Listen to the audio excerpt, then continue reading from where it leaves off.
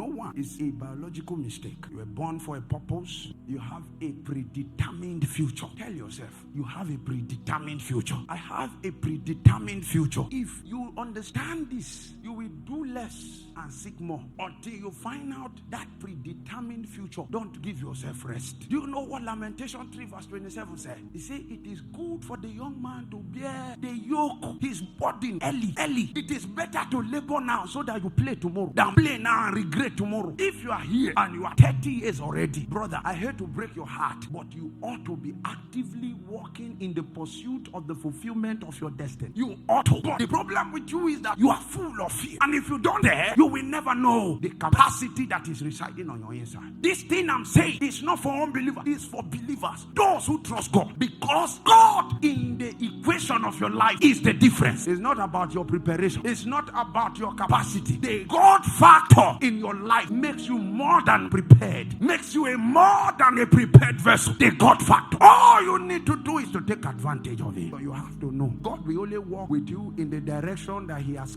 pedestaled you to walk. You not say, oh, I have God, and He's telling you go to Sokoto. You say, no, it's Lagos. He will not be with you. You are disaligned. But imagine you find out that, okay, your lot is in Sokoto. That place is hot. The weather there is unfriendly. But you know that the divine have said what? That is where your lot is. If you are wise, that's where to go. And for your sake, God can condition your own atmosphere to suit you. While people are shouting there is heat, you are wondering, why are they complaining of heat? In fact, you might be probably wearing a jacket because of cold. He did it for the Israelites. While they were walking in the wilderness, because they were aligned with Him, there was a pillar of cloud by day that shielded them from the heat of the sun in the desert. And then there was a pillar of fire by night that kept them warm from the cold of the night.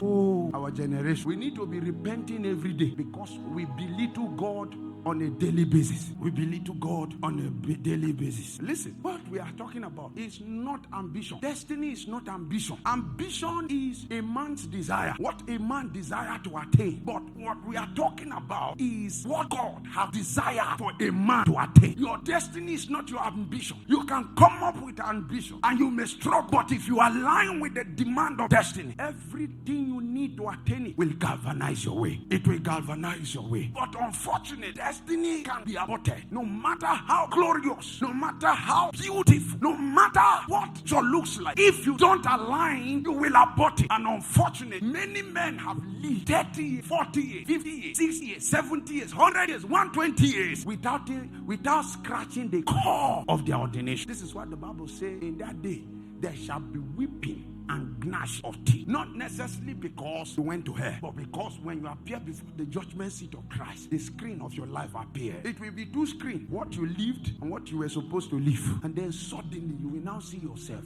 in the beer parlor on top of a woman. You now see when you were lying to everybody, swindling everybody, lying, doing all kinds of things. When you were proud, and then the screen is showing you what you were supposed to do on the field of evangelism, proclaiming the lordship of Christ, winning soul, discipling them. They will show you how you are a multi-business mugu with enough resources to sponsor or to support the work of God. But even when you attain to that potential, instead of supporting the work of God, you declare in beer parlor, hey, Odogu is here. Odogu. Mama, give everybody star like a bear. It will appear. The glorious life that you were supposed to use, this earthly life that you have to live, you use it to worship Satan. You use it to worship need. You use it to worship want. You use it to worship all kinds of mundanity. In the day that you will behold the life you were supposed to live on the screen, the Bible said there will be what? Weeping and gnashing of teeth.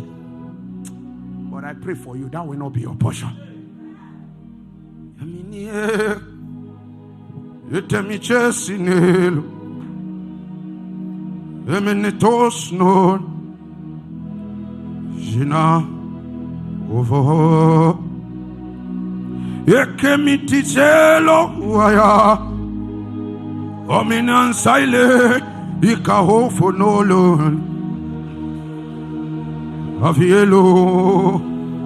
Hello, Okate,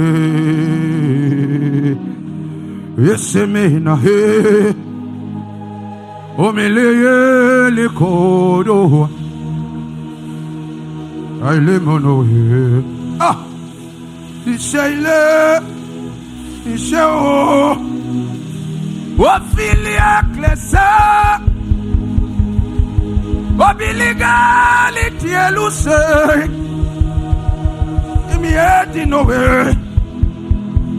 Otome saleo.